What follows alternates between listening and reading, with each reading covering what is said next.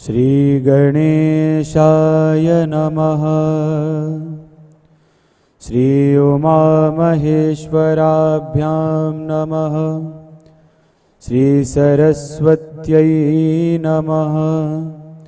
श्री सद्गुरुचरणकमलेभ्यो नमः।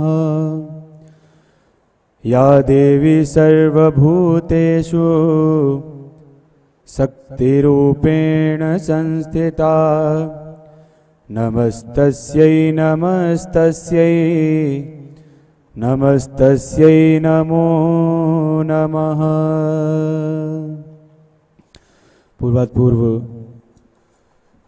जगज्जननी माता के चरणों में प्रणाम। प्रातः स्मरणीय नित्य वंदनीय, जिनके आशीर्वाद से, जिनके सानिध्य में हम सभी इस नवरात्र में देवी भागवत कथा में हम सभी सम्मिलित हो पा रहे हैं। प्रातः स्मरणीय नित्य वंदनीय गुरुदेव जी के चरणों में प्रणाम करता हूं। और सोशल मीडिया के माध्यम से जो श्रद्धालु भक्तगण इस चैनल से, विराट भक्ति सत्संग चैनल से जुड़ रहे हैं, इस देवी भागवत कथा में जो श्रद्धालु भक्त जुड़ रहे हैं, मैं उन सभी का हार्दिक स्वागत करता हूं, अभिनंदन करता हूं।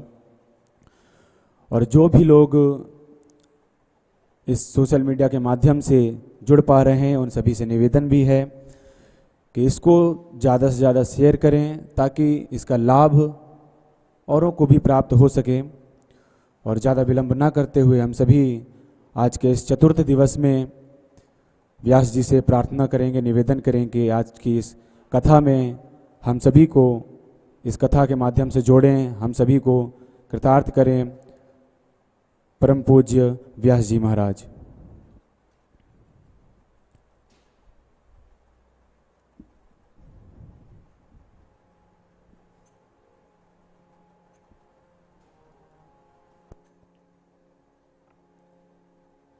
या श्री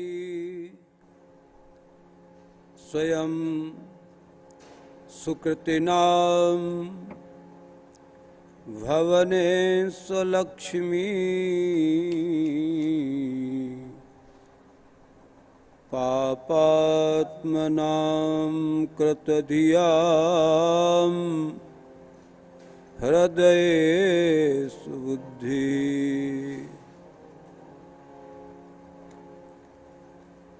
श्रद्धा सतां कुलजन प्रभवस्य लज्जा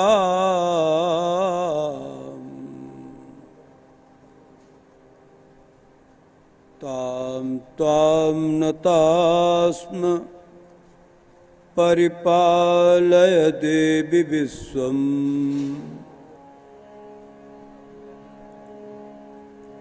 देवी प्रपन्नार्तिहरे प्रसीद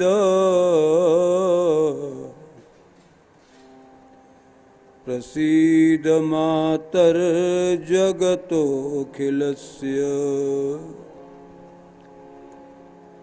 प्रसीद विश्वेश्वरि पाहि विश्वम्। त्वमीश्वरी देवी चराचरस्य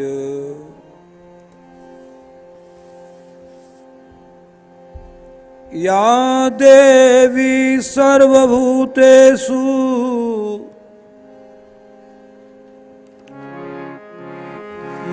मातृरूपेण संस्थिता नमस्तस्यै नमस्तस्यै नमस्तस्यै नमो नमः। या देवी सर्वभूतेषु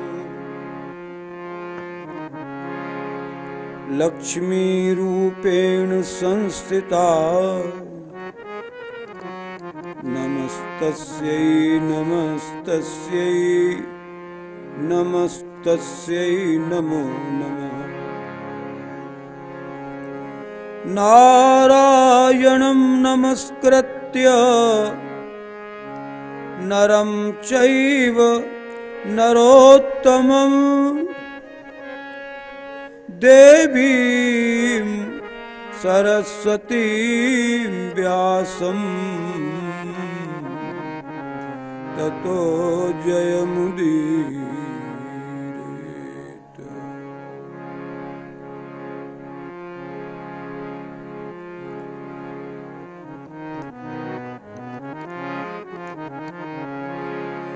श्री राम जय राम जय जय राम। श्री राम जय राम जय जय राम। श्री राम जय राम जय जय राम। श्री राम जय राम जय जय राम। श्री राम जय राम जय जय राम। श्री राम जय राम जय जय राम। श्री राम जय राम जय जय राम। श्री राम जय राम जय जय राम। श्री राम जय राम जय जय राम। श्री राम जय राम जय जय राम। जय जय गिरिवर राज किशोरी। जय जय गिरिवर राज किशोरी। जय महेश मुखचंद चकोरी। जय महेश मुखचंद्र चकोरी। जय गज बदन सडानन माता। जय गज बदन सडानन माता। जय गज बदन सडानन माता। जय गज बदन सडानन माता। जगत जननी दामिनी स्तुति गाता। जगत जननी दामिनी दुति गाता। और मनोरथ जा नहुनी के। मोर मनोरथ जानहुनी के। मोर मनोरथ जानहुनी के। मोर मनोरथ जानहुनी के। वसहु सदा और पुर सबही के। वसहु सदा और पुर सबही के।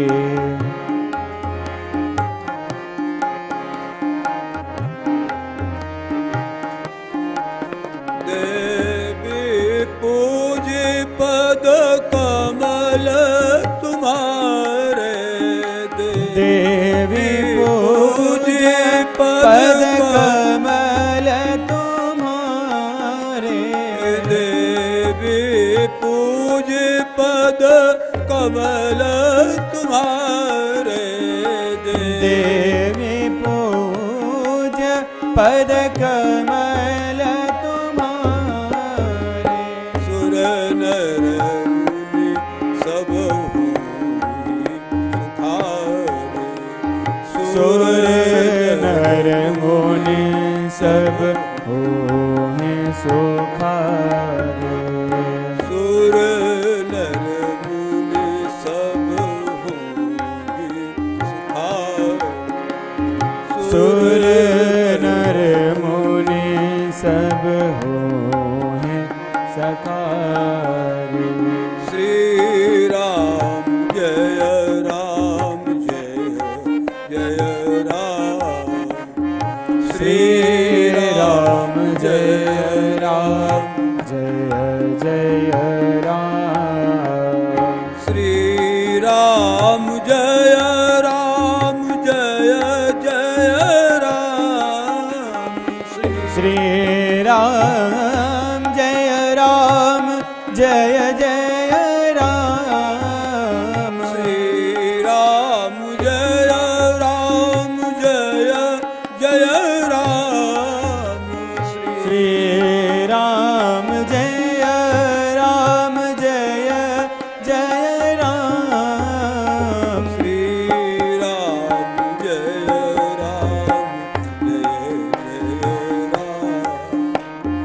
श्री राम जय राम जय जय राम। संप्राप्तोऽहं महाराज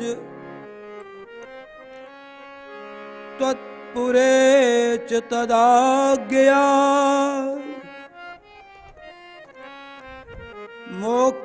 मोक्षकामोऽस्मि राजेन्द्र ब्रूहि कृत्यं ममानघ।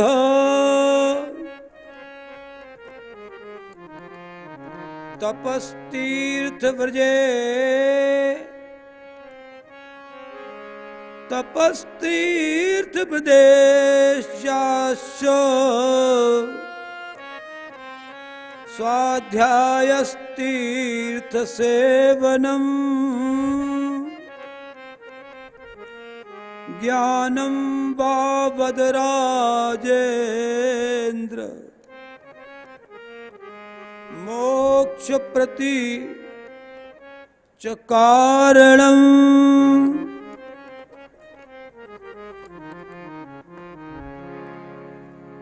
जगत की सर्जिका, जगत की पालन कर्त्री और जगत के संहार करने वाली भगवती को प्रणाम है।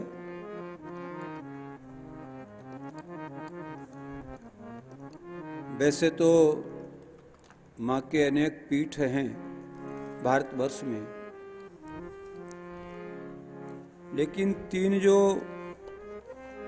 प्रधान शक्तियां हैं, जन्म, पालन और संहार, जिससे संसार का क्रम चलता है,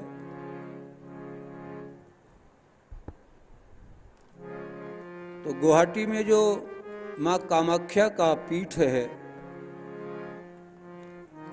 वो सर्जन कर्त्री माँ का सिद्ध स्थान है। बहुत भीड़ होती है।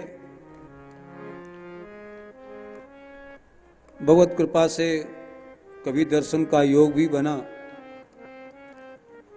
तो पूरी तरह से तांत्रिक लोग भी वहाँ बहुत पूजा पाठ के लिए जाते हैं। और जो बंगाल का जादू जिसको प्रसिद्धि मानी जाती है, वो सब साधना करने वाले लोग इन दिनों में कामाख्या के मंदिर में होते हैं। जो गया में एक पीठ है जिसको सर्वमंगला नाम से जानते हैं, ये पोषण करने वाली माँ है।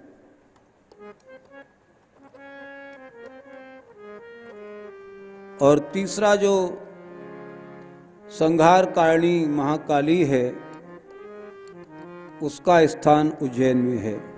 महाकालेश्वर भी वही हैं, महाकाली भी वही है। तो तीन यह प्रधान शक्तियां हैं, जन्म देने वाली, पालन करने वाली और संहार करने वाली।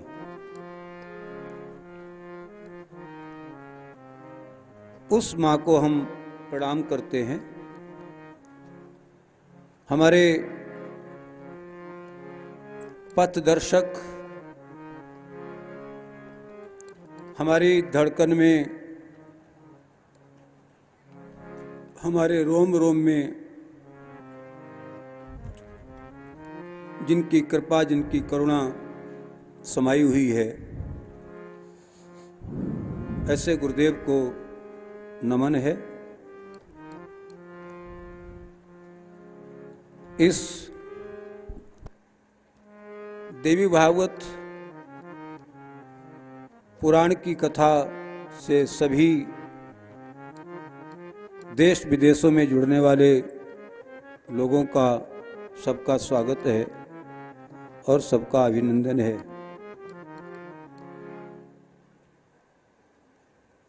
चतुर्थ दिवस की कथा में प्रवेश है। शैलपुत्री, ब्रह्मचारिणी, चंद्रघंटा, इनके दिवस पूर्ण हो गए हैं। आज की जो माँ है वो माँ कूष्मांडा है, और कूष्म और अंड दो शब्द मिलाकर के कूष्मांड बन गया। सबसे पहले धरती पर अंड के रूप में भगवती ने प्रजा के रूप में उसकी कल्पना करी। उसके बाद धीरे धीरे सब चीज़ों का विस्तार हुआ। तो जो रचना करने वाली है ब्रह्मांड की, सर्जिका शक्ति है, वह माँ अपने उदर से जो सारे ब्रह्मांड को उत्पन्न करती है, उस माँ का आज दिन है। अनाहत चक्र की मालिका भी है। जैसे मूलाधार चक्र माँ शैलजा, स्वादिष्ठान, ब्रह्मचारिणी, मणिपुर, चंद्रघंटिका, अनाहत, कूष्मांडा। तो अनाहत चक्र मेरा जागृत हो, इसके लिए चतुर्थ दिवस में साधना का शास्त्रों ने आदेश किया। हम भय से मुक्त हों, हमें कार्यों को करने का साहस जागे, ऐसी माँ कूष्मांडा का आज का दिन है। हमारे यहाँ पूजा के क्रम में भी ये बात आती है कि या तो एक क्रम बनाएं कि एक दिन शैलपुत्री, फिर दूसरे दिन ब्रह्मचारिणी, तीसरे दिन चंद्रघंटा, चौथे दिन कूष्मांडा, इनका क्रम से एक एक कन्या का पूजन करें। या जो वृद्धि का क्रम है, पहले दिन शैलपुत्री, दूसरे दिन शैलपुत्री ब्रह्मचारिणी 2 का, तीसरे दिन शैलपुत्री ब्रह्मचारी चंद्रघंटा का, चौथे दिन शैलपुत्री ब्रह्मचारी चंद्रघंटा कूष्मांडा का, इस तरह से पूजन का क्रम भागवत जी में बताया गया, देवी भागवत में बताया गया। और 9वें दिन 9 का पूजन। तीसरा विधान ये भी है कि 9 दिन हम 9 कन्याओं का प्रतिदिन पूजन कर सकते हैं। ये तीनों विधान देवी भागवत में हमको बतलाए गए हैं। जो लोगों को सुविधा हो उस प्रकार से हमको पूजन कर लेना चाहिए। ये जो 9 हमारे चक्र हैं, उन चक्रों को जागृत करने का ये समय है। एक एक दिन एक एक चक्र को हमें जागृत करना है। ये आत्म जागृति का जो काल है, इसको जागृत करने के बाद उत्साह, उमंग, उल्लास, ये सब चीज़ें प्राप्त होती हैं। जैसे पहले भी मैंने आपको कहा कि ऋतु परिवर्तन का जो समय होता है, उस समय रोगों की बहुलता हो जाती है। सर्दी बढ़ने लगी है, गर्मी जा रही है, तो प्रायः लोगों में कुछ न कुछ रोग देखे जाते हैं और भगवती रोग प्रतिरोधक क्षमता बढ़ाए हमारी साधना के द्वारा, हमारे व्रत उपवास के द्वारा, हमारे संयम के द्वारा, इसलिए आराधना की जाती है। कल हम लोगों ने मधु कैटव इनके संहार की कथा का श्रवण किया था। बहुत विशाल ग्रंथ है। हम लोग तो मरकटप्लव न्याय के द्वारा जहां तहां से थोड़ा थोड़ा लेते हुए आगे बढ़ जाते हैं, क्योंकि दो शैलियां हमारे यहाँ हैं, एक व्यास शैली है, एक समास शैली है। व्यास का अर्थ होता है विस्तार करना और समास का अर्थ होता है संक्षेपण करना। दो शब्दों को इकट्ठा कर दिया तो एक शब्द बन गया, समास हो गया। तो इस सत्र में हम लोग समास परंपरा के द्वारा कथा कर पा रहे हैं, व्यास परंपरा के द्वारा कथा नहीं हो पा रही है। मधु कैटव के उद्धार के बाद व्यास की जो परंपरा है, उस परंपरा का प्रारंभ कहाँ से हुआ? पाराशर के द्वारा व्यास की उत्पत्ति कैसे हुई? व्यास के बाद सुखदेव जी कैसे आए और सुखदेव जी ने फिर कैसे समाज के लिए कार्य किया, ये परंपरा इसके बाद प्रारंभ होती है। हम सब लोग जानते हैं ऋषि पराशर यमुना को पार करने के लिए नदी के किनारे पहुंचे। मल्लाह भोजन कर रहा था। मल्लाह ने अपनी बेटी को मत्स्यगंधा को कहा, ऋषि को पार कर दो। तपस्वी ऋषि, और यह मत्स्यगंधा तो इसका जीवन कुछ ऐसा ही रहा। पूर्व जन्म की अप्सरा श्राप के कारण मछली के रूप में आई और फिर उस मछली से किस तरह इस लड़की का जन्म हुआ, बहुत लंबी कथा है। तो इसलिए उसके शरीर से दुर्गंध आती सी मछली की, तो उसको मत्स्यगंधा कह दिया गया।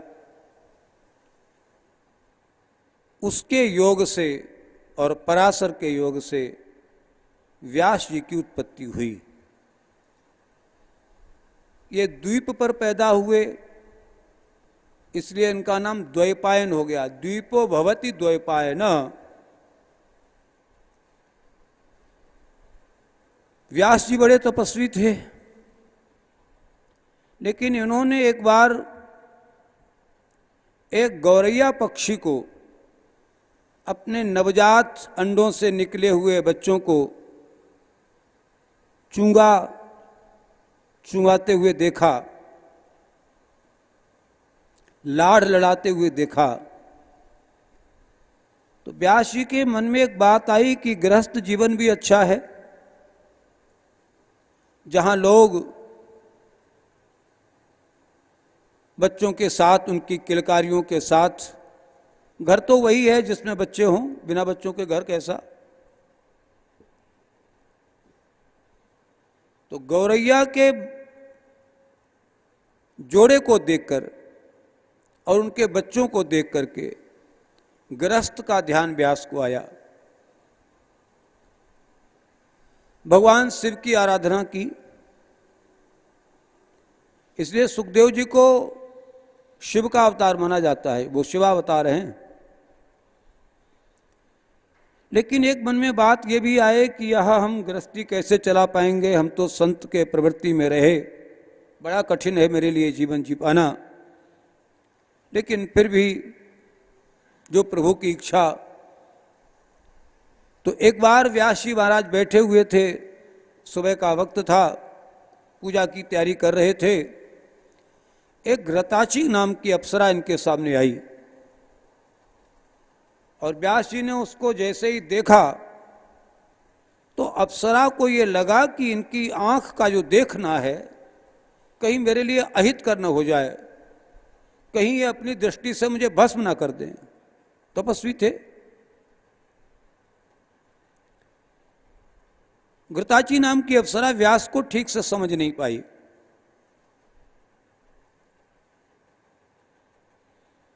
तो व्यास जी को देख करके घृताची नाम की अप्सरा अपना रूप बदल करके तुरंत एक सुकी का, तोती का रूप बना करके उड़ गई। लेकिन इतनी ही देर में व्यास के मन में उस अप्सरा के प्रति काम पैदा हो गया। सुबह का वक्त था, पुराना जमाना था, नित्य यज्ञ किया करते थे। तो यज्ञ के लिए माचिस थोड़ी होती थी, गप्पूर रखा और जला दिए, यज्ञ शुरू हो गया। अरणि मंथन करना पड़ता था। तो व्यास जी महाराज अरणि मंथन करने लगे यज्ञ को तैयार करने के लिए।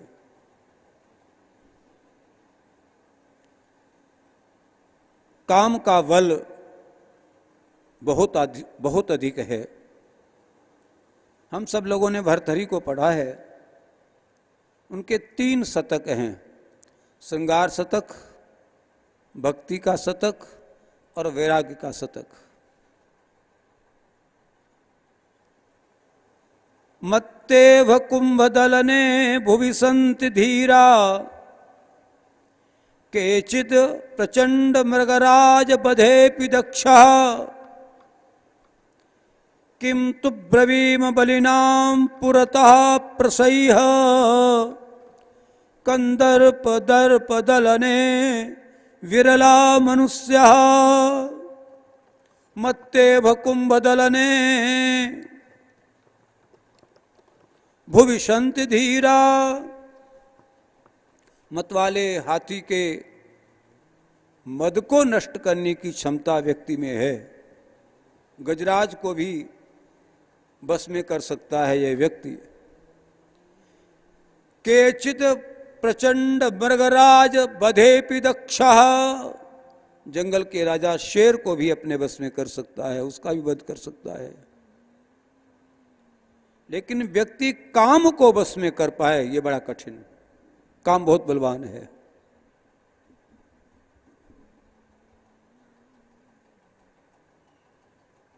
तो कंदर्प दर्प दलने विरला मनुष्य, कंदर्प के दर्प को दलन करना बहुत कठिन है, बहुत कठिन है। तो व्यास जी महाराज का पता भी नहीं लगा। स्खलन हुआ, अरणि पर गिरा, ये मंथन करते रहे और अग्नि के प्रकट होने के साथ साथ एक बच्चे का भी प्राकट हो गया। सब लोग दौड़े, जय जयकार हुई, भगवान शिव भी पधारे। इनको आकाश से सभी मृगचर्म, कमंडलू, आसन, ये वो सब प्राप्त हुआ। और सुखदेव जी महाराज की मंत्र दीक्षा हुई। बृहस्पति जी के यहाँ पढ़े, गुरुकुल में रह करके घर में व्यास जी के पास आए। तो व्यास जी ने कहा, अब आप भी गृहस्थ जीवन को आगे बढ़ाओ। सुखदेव जी ने मना कर दिया, मैं योनिज नहीं हूं। 2 तरह के प्राणी हैं, एक योनिज एक अयोनिज।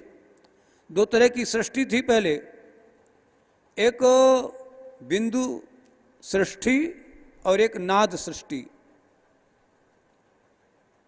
तो सुखदेव जी ने कहा, मैं संसार के साथ हम निभ ही नहीं पाएंगे, हमारा तो जन्म अलग तरह का है। पिता ने बहुत समझाया, लोगों ने बहुत समझाया, लेकिन गृहस्थी में प्रवेश नहीं किया। पिताजी की आज्ञा को लेकर के सुखदेव जी महाराज मिथिला पहुंचे जनक के पास, क्योंकि उनको विदेह राज कहा जाता है।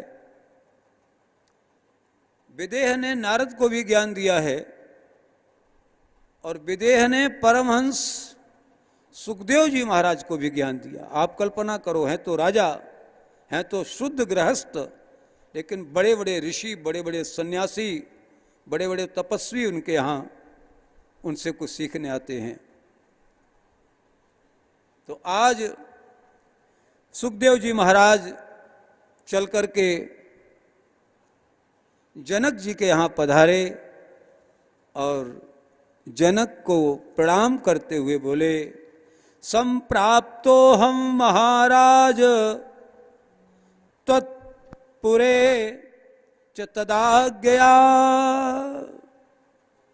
आपकी पुरी में प्रवेश करने से पहले मैंने बाहर आपके द्वारपालों से आदेश लिया है, फिर मैं आपके इस अंतःपुर में आया हूं।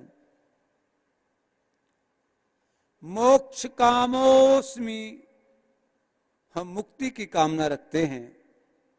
धर्म अर्थ काम इनकी मुझे बहुत अपेक्षा नहीं है। हम मुक्त कैसे हों? हे अनघ, हे निष्पाप, हे विदेह राज, आप हमको साधन बताएं। तपः तीर्थ व्रते ज्याश्च स्वाध्याय तीर्थ सेवनम। कौन सा साधन है जो हमको मोक्ष दिला सकता है? हम तप करें, हम तीर्थों जाएं, हम व्रत करें, इज्या हम यज्ञ वगैरह करें, हम स्वाध्याय करें, तीर्थों का सेवन करें और ज्ञान अर्जित करें। कौन सा ऐसा रास्ता है, कौन सा ऐसा पथ है जो मोक्ष की ओर ले जाता है? मुझे आप मोक्ष का रास्ता बताओ। जनक ने कहा, देखो भाई, मोक्ष की ओर तो आप जाओगे, लेकिन शरीर में जो स्थित काम, क्रोध, लोभ, मद, मोह और मत्सर, ये जो विकार हैं, इनको तो पहले गृहस्थ में रह करके ही समाप्त करना पड़ेगा। बिना गृहस्थ में रहे ये विकार नहीं समाप्त होंगे। ये कथा भागवत जी में भी हमने लोगों को पढ़ाई है। उत्तानपाद और प्रियव्रत दो भाई थे। उत्तानपाद तो गृहस्थ में रहे, सुनीति सुरुचि के माध्यम से उत्तम और ध्रुव उनकी वंश पर आगे बढ़ी। लेकिन प्रियव्रत जी महाराज ने कहा कि हम तो सन्यासी ही रहेंगे, हम गृहस्थ में जाएंगे नहीं। तो एक दिन देवर्षि नारद और ब्रह्मा जी आए। भाई वही तो उनके पिता है ना। उन्होंने कहा, ये क्या कर रहे हो?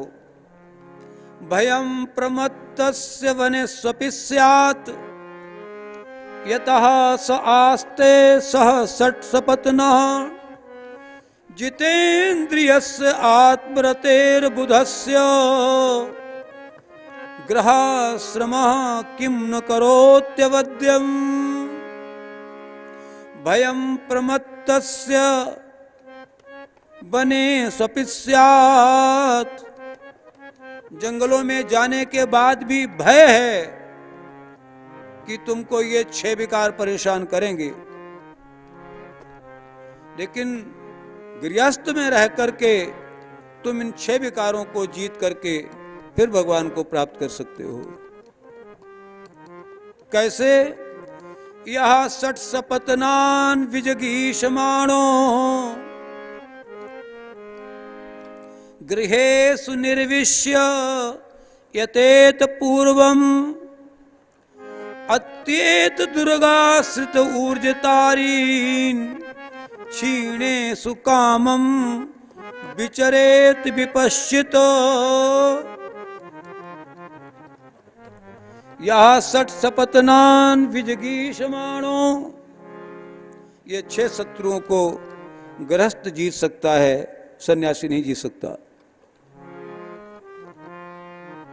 जैसे कोई व्यक्ति एक राजा हो और उसको डर हो कि बाहर के बड़े बड़े राजा हमको परास्त कर देंगे, तो अपने किले में रहता है, किले के बाहर नहीं निकलता। पहले किले हुआ करते थे राजाओं के यहाँ, सबसे ज्यादा राजस्थान में किले हैं, किलों का ही प्रदेश है राजस्थान। तो बाहर का कोई शत्रु जब अटैक करता था राजा के ऊपर, तो राजा अपने किले में ही रह करके अपनी तोपों से, अपने साधनों से उसको परास्त कर देता था, बाहर नहीं निकलता था। धीरे धीरे उस राजा को यह लगता था कि अब हमारे समस्त शत्रु हमने परास्त कर दिए हैं, तो किले के बाहर आता था। यह गृहस्थी एक किला है। गृहस्थी रूपी किले में रह करके पहले हम काम को समाप्त करें, फिर हम क्रोध को समाप्त करें, फिर हम लोभ को समाप्त करें, मोह को समाप्त करें, एक एक शत्रु को परास्त कर लें, फिर चाहे बाबा बन जाएं, चाहे बैरागी बन जाएं, चाहे जटाएं बढ़ा लें, चाहे जटाएं मुड़ा लें, चाहे लाल कपड़े पहन लें, चाहे पीले पहन लें, चाहे सवस्त्र रहें, चाहे दिगंबर बन जाएं, सब ठीक है। लेकिन पहले तो ये करना ही पड़ेगा। हमने 60 विकारों को नहीं जीता और जंगल में चले गए तो साधना फलेगी नहीं। अरण्यकांड के अंत में भगवान राम संतों को उपदेश करते हुए कहते हैं, 60 विकार जित अनघ अकामा, 60 विकार जित अचल अकिंचन सुचे सुख धामा, अचल अकिंचन सुचे सुख धामा।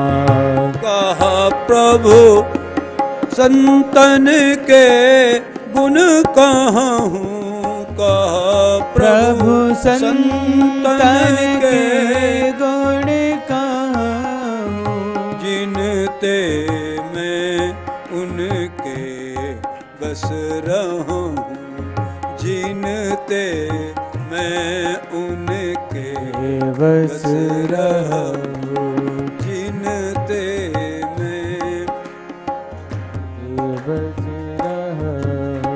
मोहि कपट छल छिद्र न भावा, मोहि कपट छल छिद्र न भावा, निर्मल मन जन सो मोहि पावा, निर्मल मन जन सो मोहि पावा, निर्मल मन जन सो मोहि पावा, निर्मल जनम सो मोहि पावा।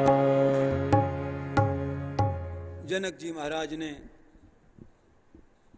उपदेश किया सुखदेव जी को। एक उदाहरण से बात को स्पष्ट करें, फिर आगे बढ़ें।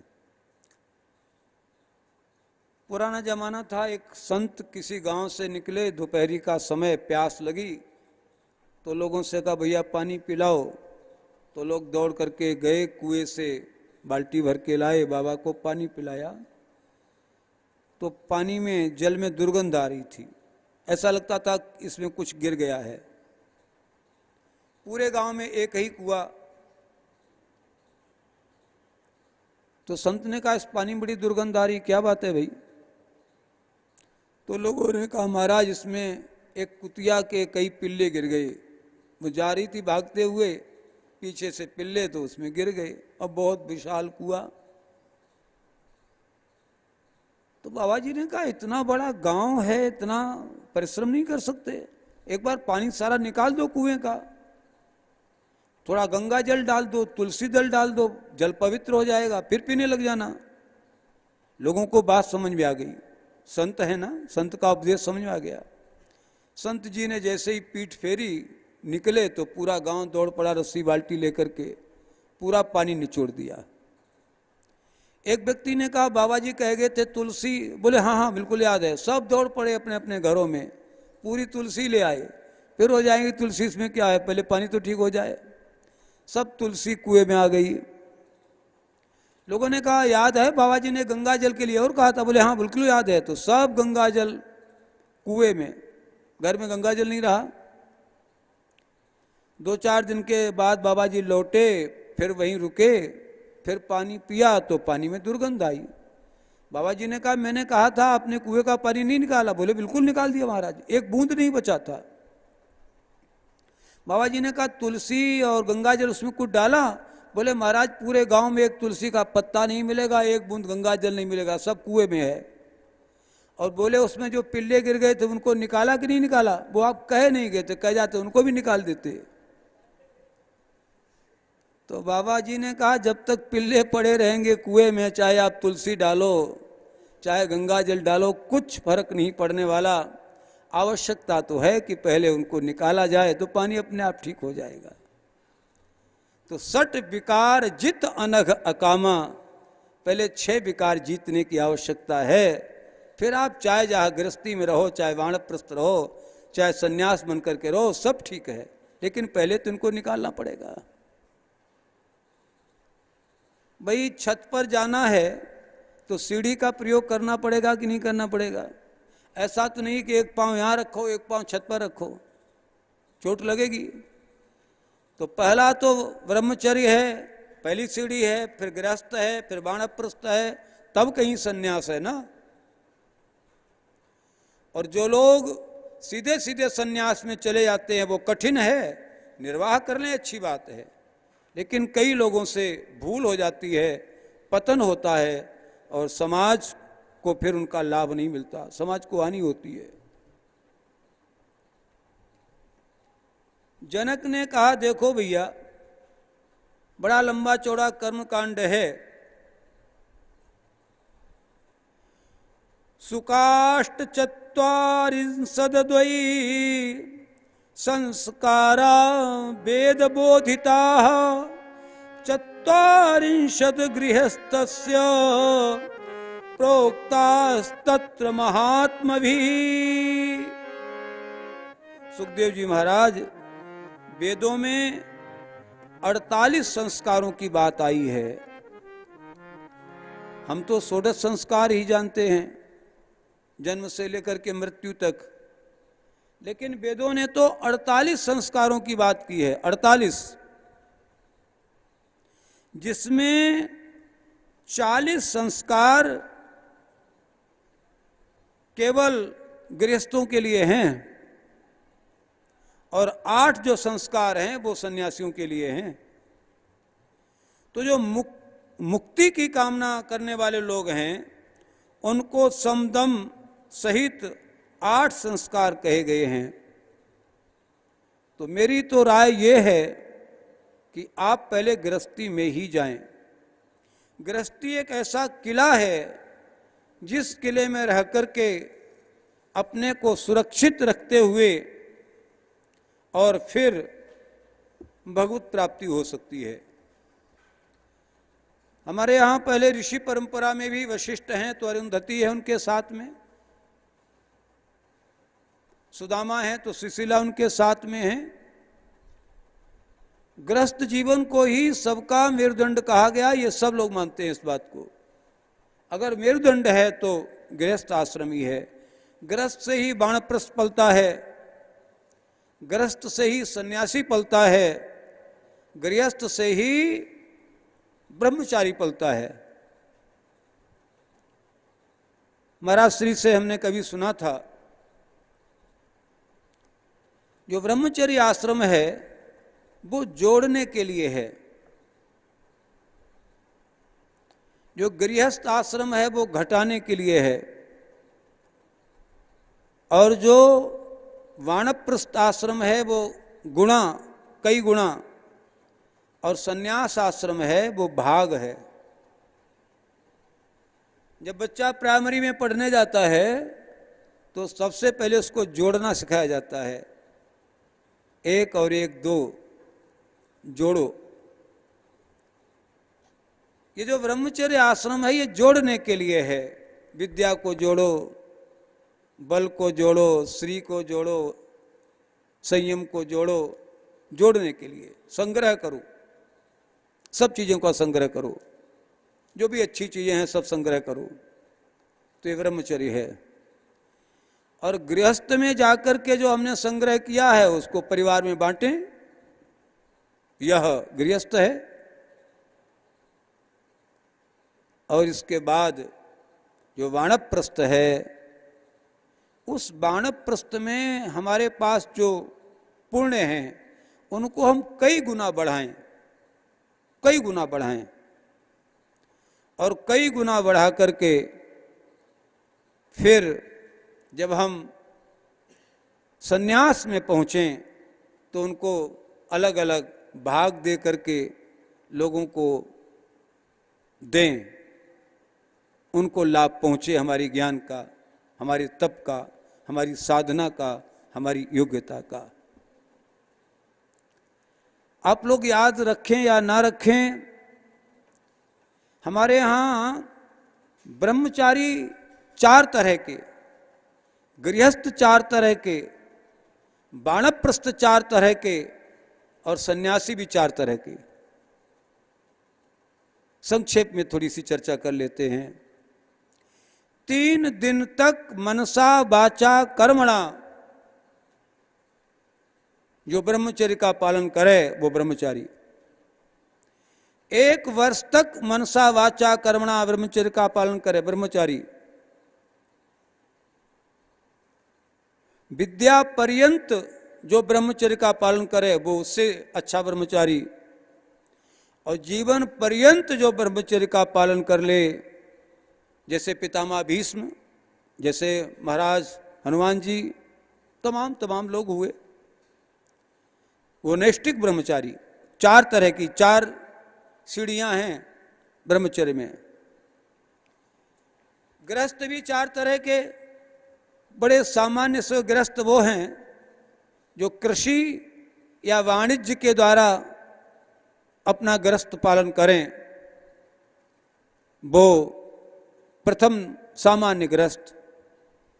दूसरे गृहस्थ यज्ञ करें, यज्ञ करावें, पढ़ें या पढ़ावें, इस तरह से जो अपनी जीविका को चलाएं वो दूसरे गृहस्थ। तीसरे गृहस्थ वे हैं जो शिलोंक्ष वृत्ति से अपना जीवन चलाएं, वो गृहस्थ। और चौथे गृहस्थ अयाचित वृत्ति वाले गृहस्थ। सुदामा सुशीला घर में रहते हैं, कोई दे जाए तो बना के खा लिया। विदुर सुलभा घर में रहते हैं, कुछ मिल गया तो खा लिया, नहीं तो पानी पी करके रह गए। ये 4 तरह के गृहस्थ। और 4 तरह के वानप्रस्थ। हम लोग वानप्रस्थ में हैं, अपनी बात भी सुन लें भाई। पहला वानप्रस्थ वो है, आज रोटी मिल गई कल की चिंता ना हो, कल होगा तब देखा जाएगा, वो वानप्रस्थ है। दूसरे वो भी हैं जो संग्रह करते हैं लेकिन बहुत थोड़ा सा। तीसरे वानप्रस्थ जंगलों में रहने लगते हैं, परिवार को छोड़ दिया, सवेरे को आंख खुली, जिधर को निकल गए कंद मूल फल जो मिले, वनस्पतियां, उनको ले आए, उनको खाया और भजन किया। और सबसे श्रेष्ठ वानप्रस्थ वो हैं, सुबह को जंगलों में गए, अगर कोई फल ऊपर से टपका हुआ मिल गया तो उठाया, तोड़ नहीं सकते, पत्ते भी नहीं तोड़ सकते। अगर कोई फल नहीं मिला, कुछ नहीं मिला तो सूखे पत्ते चबाए, किसी नदी का झरने का पानी पिया और भजन किया। ये चौथे प्रकार के वानप्रस्थ। 4 तरह के। हम लोग तो कहीं नहीं खड़े हैं, इनमें से किसी में भी नहीं खड़े उतर पा रहे हैं। फिर 4 तरह के वानप्रस्थ के बाद 4 तरह के सन्यासी। सबसे पहले कुटीचक, जो कुटिया बना करके रहें। दूसरे वो जो कर्म को गौड़ और ज्ञान को प्रधानता देने लग जाएं वे, और तीसरे जो पूर्णतः ज्ञानाभ्यासी वे, और चौथे जो परमहंस की स्थिति को प्राप्त हो जाएं वो सन्यासी। तो 4 तरह के सन्यासी, 4 वानप्रस्थ, 4 गृहस्थ और 4 ब्रह्मचारी। इसलिए सुखदेव जी महाराज ने विदेह से सुना कि बात तो काम की कह रहे हैं। बड़े श्लोक अच्छे हैं, यहाँ के सारे श्लोक बहुत अच्छे हैं। दुर्जनम वासना जालम न शांतिम उपयामि वै अतस्तक्षमनार्थाय क्रमेण च परित्यजेत ऊर्ध्वं सुप्तः पतति एव न शयानः पतति अधः परिव्रज्य परिभ्रष्टो न मार्गम लभते पुनः। बहुत प्यारा श्लोक है। वासनाओं का जाल बहुत कठिन है, शीघ्र मिटता नहीं है। शांति के लिए मनुष्य को चाहिए किसी प्रकार से वासनाओं से उपरत हो। कोई व्यक्ति ऊपर सो रहा है, अगर वो गिरता है तो फिर संभल नहीं पाता, लेकिन जो व्यक्ति जमीन पर सोया हुआ है उसको गिरने की संभावना ही नहीं है। अगर गृहस्थी में हैं, हमको काम सताता है तो कोई बात नहीं है, लोभ सताता है कोई बात नहीं है, गृहस्थ हैं, मितव्यता बरतनी चाहिए, संग्रह करना चाहिए। क्रोध सताता है, बच्चों को डांटना ही पड़ेगा परिवार को ठीक चलाने के लिए, ठीक बात है। लेकिन सन्यासी होने के बाद यदि काम सताया, यदि क्रोध सताया, यदि लोभ सताया तो फिर कहीं के रहोगे नहीं। जैसे यथा पिपीलिका मूला शाखायाम अधिरोहति शनैः शनैः फलम याति सुखेन पदगामिनी। बहुत अच्छा श्लोक है।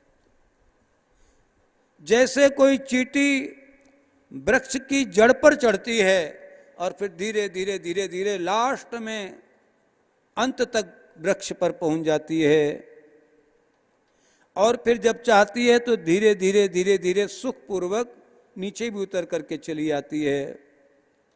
लेकिन जो बहुत जल्दी दौड़ता है आसमान की ओर और पतन होता है तो फिर उसकी दुर्गति बहुत होती है।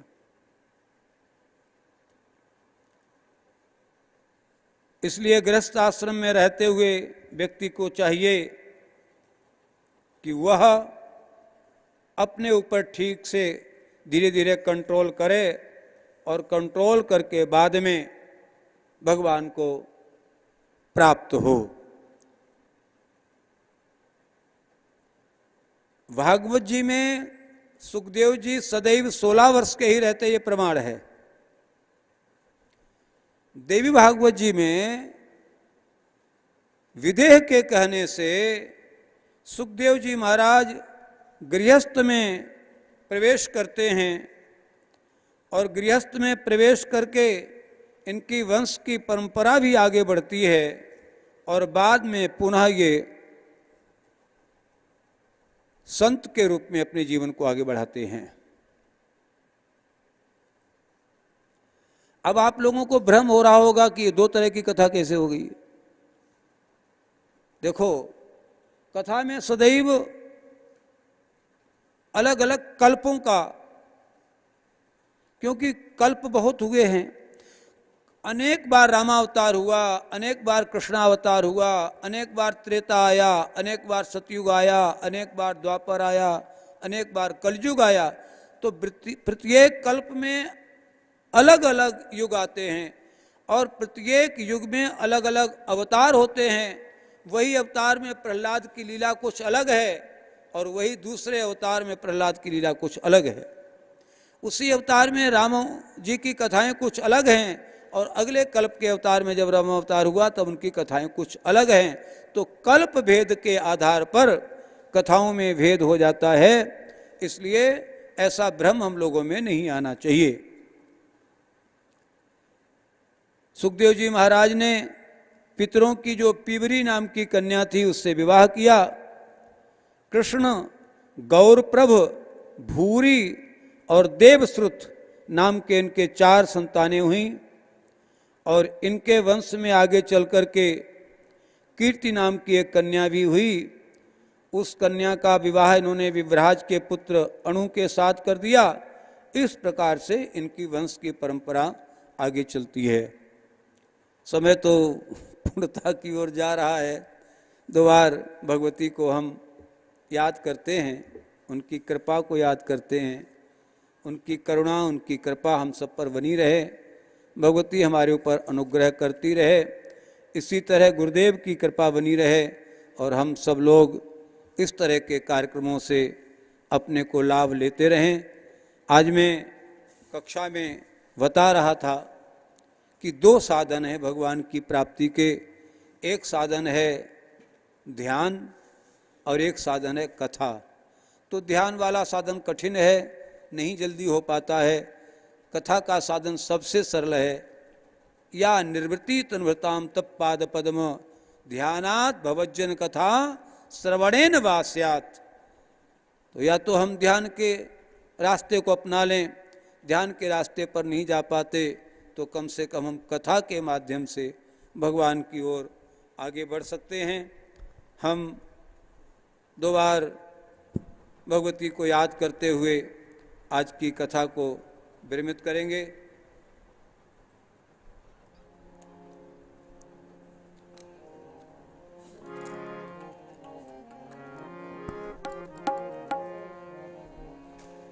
जय शंभो जय शंभो शंभो, जय शंभो कैलाशपति।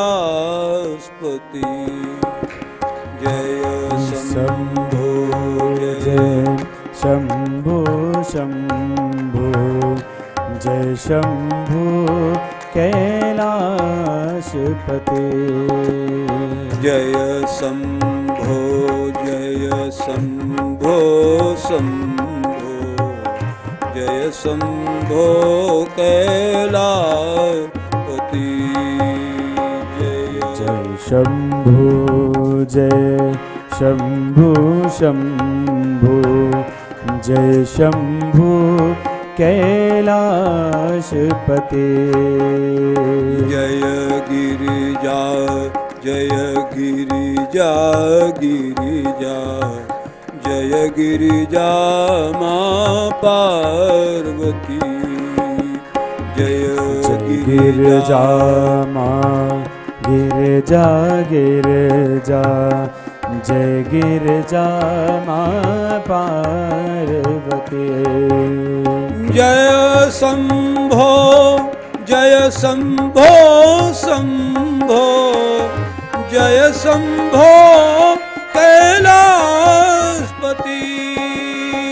जय शंभो जय शंभो शंभो, जय शंभो कैलाशपति।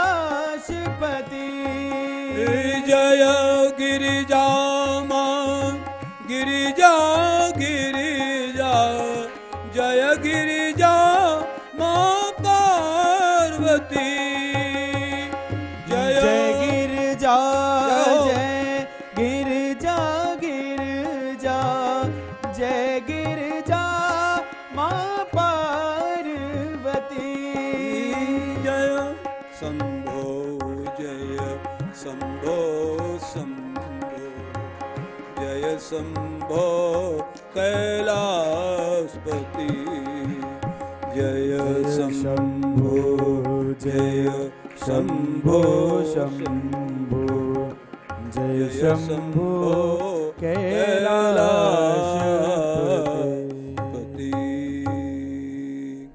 सर्वे भवन्तु सुखिनः, सर्वे सन्तु निरामया, सर्वे भद्राणि पश्यन्तु मा कश्चित् दुःखभाग् भवेत्।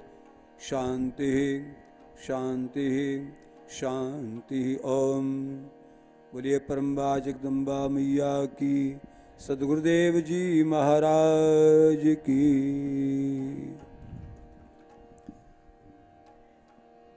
बोलिए व्यास जी महाराज की जय। पूज्य गुरुदेव महाराज की जय। हम सभी धन्य हैं जो इस पावन देवी भागवत कथा में हम सभी जुड़ पा रहे हैं। परम पूज्य प्रातस्मरणीय गुरुदेव के श्री चरणों में बारंबार प्रणाम है, जिनकी कृपा के कारण हम सभी सायंकाल रोज, आज चतुर्थ दिवस है ये देवी भागवत कथा का, गुरुदेव की कृपा से हम सभी इसका आनंद उठा पा रहे हैं। और आप सभी भी अगर यहाँ पर आ सकते हैं, ऑफलाइन आ सकते हैं, तो यहाँ पर आपका सभी का स्वागत है। और जो ऑनलाइन जुड़ रहे हैं उन सभी को भी बहुत बहुत धन्यवाद है। और जितने लोग भी इसको देख रहे हैं, ज़्यादा से ज़्यादा लोगों को दिखाएं ताकि सभी को इसका लाभ मिल सके। इसी के साथ आज के इस चतुर्थ दिवस की कथा को यहीं पे हम सभी विश्राम देते हैं। सभी का बहुत बहुत धन्यवाद।